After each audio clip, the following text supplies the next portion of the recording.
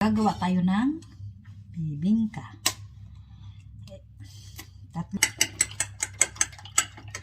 Add 1 cup water. Ilalagay natin ang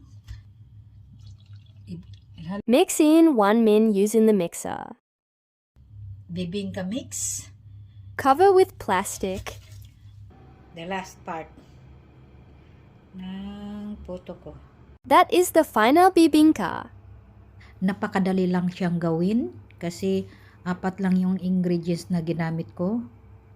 At niluto ko siya sa oven ng 180 degrees. 10 finished product na ginawa ko. Saka tikman natin. Okay. Good, ha? With a couple.